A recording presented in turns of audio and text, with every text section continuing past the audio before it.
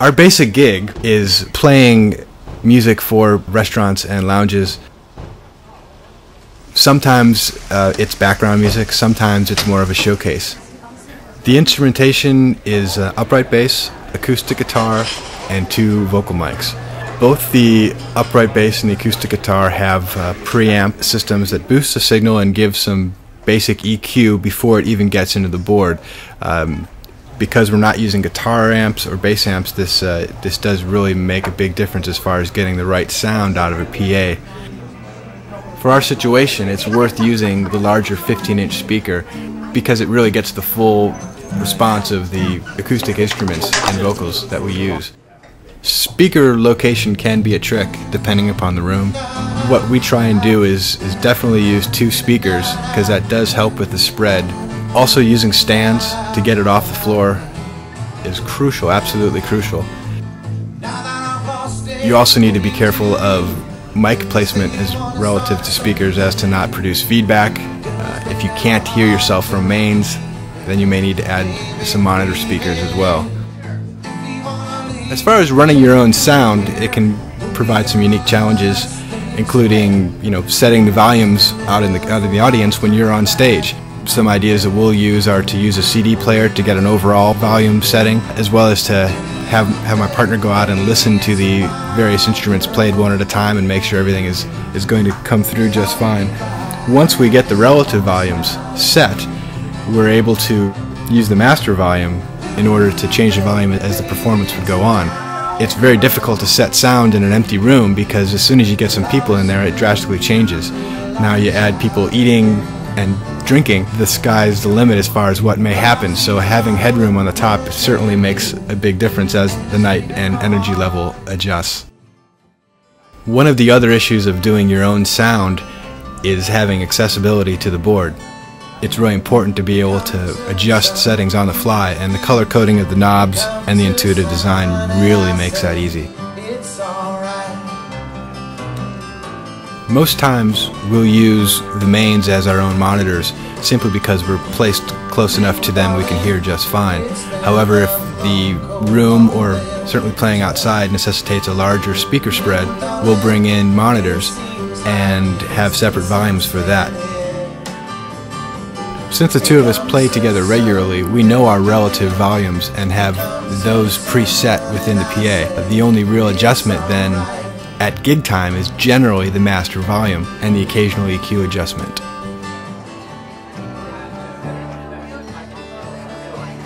Because we're often setting up when people are already in the venue, ease of use and ease of load-in is certainly important.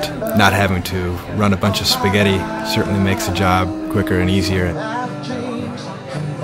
Here the PA is handling everything, guitar, bass, and vocal tracks.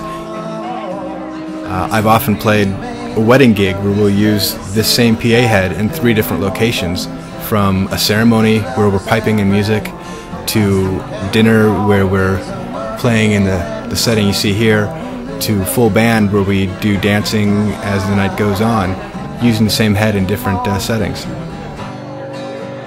Flexibility and portability and ease of use are key issues.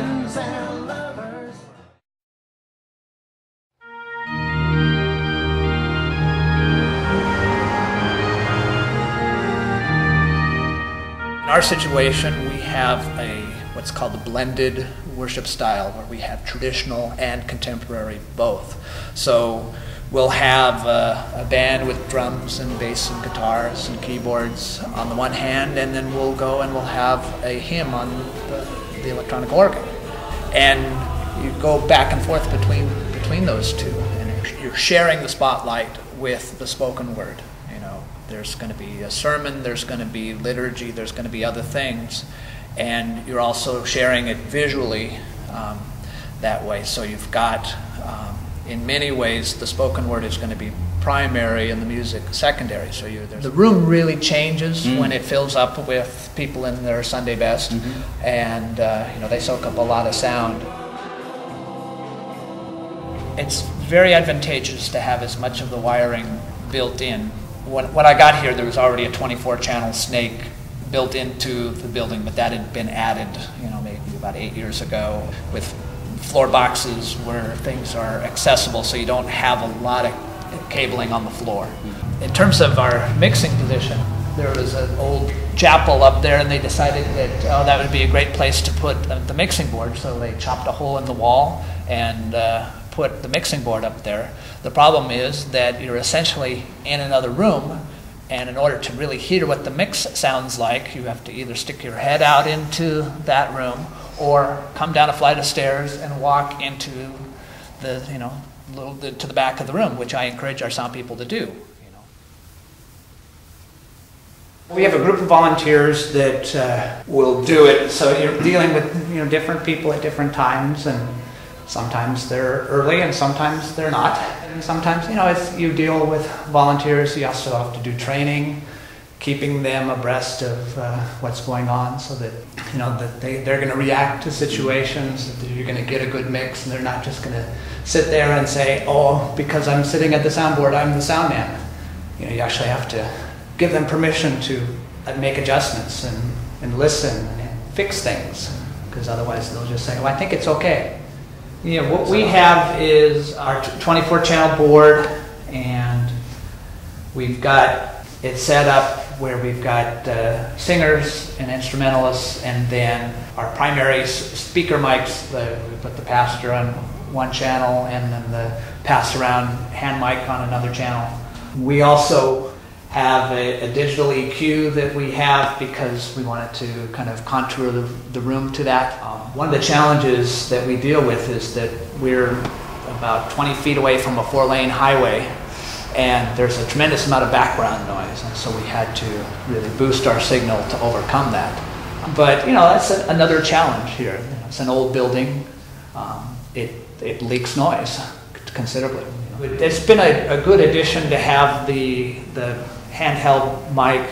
But one of the challenges of that is that you're dealing in a short span of time with a lot of different volumes of people and different mic techniques. So you really have to ride the game to make sure that a very soft-spoken person will still be heard, or you'll get some booming voice that all of a sudden, whoa, will overwhelm everyone. And so, you have to be attentive as a sound person. You can't go to sleep in that kind of a situation.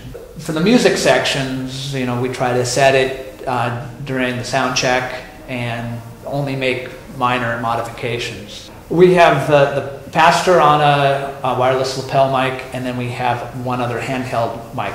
The technology is never foolproof. But in a church setting, the key is to not have it be distracting, have it be enabling, have it support the message and not take away from it. I mean, it is necessary so that everyone can hear, so that things can be balanced, so that acoustic and electric instruments can all come through and shine. But if there's a hum, if there's feedback, there's no signal, all of a sudden everybody's worried about that, and they've lost their ability to concentrate on the message, on what's going on. And so if people notice the sound system as little as possible, and they just hear what's going on in church, then you've achieved your goal.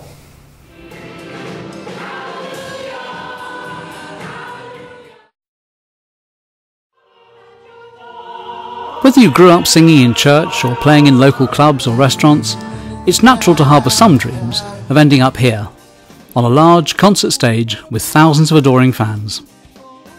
There are many ways to make the transition, but few more unusual than the way Alan Parsons did it.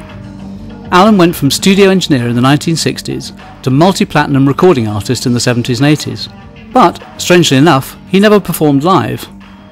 Then in the 1990s, Alan started taking his live project on the road, from clubs to theatres, stadiums, which he continues to do all over the world to this day. Speaking to Alan just before soundcheck at the Cerritos Performing Arts Centre in California, we asked how different it is playing large venues. There's no specific differences between a small club environment to a huge stadium, really. It's still the same job. You've obviously got acoustic differences to deal with, and obviously a stadium type of environment needs a lot more oomph in the literally the number of speakers and the placement of them. The job, believe it or not, mixing for front of house is actually a little bit like mixing a record. I mean, you're just taking a number of tracks, which equates to a number of microphones, and just getting the best possible balance. Obviously, with different acoustics, you're going to be working with a different series of balances according to how the acoustic is going to deal with it. You might find that in one venue you'll be working your vocals a lot louder than in another environment. In a concert hall, because there are natural acoustics at work, you're probably going to be working your reverbs to a lesser extent than you might. Having said that, you can get enormous benefit from using limiters wisely, particularly on vocals, so that you don't get the obvious high, low dynamic things. You can't hear the quiet lines, and the loud lines are blasting your head off. But that's always at the expense of the possibility of feedback. The levels of the amplified instrument is crucial. If you've got too much level from the guitar amp, for instance, coming from the stage, that's going to be a problem to you. You're going to find that you're working with your fader all the way down back here, and just the sound of his amp is feeding only the front rows, and the people at the back can't hear it. So I mean, you have to. That's an important consideration, to get a good balance coming from the stage, so that the guy back here can realistically balance what there is. EQ is very much a taste thing.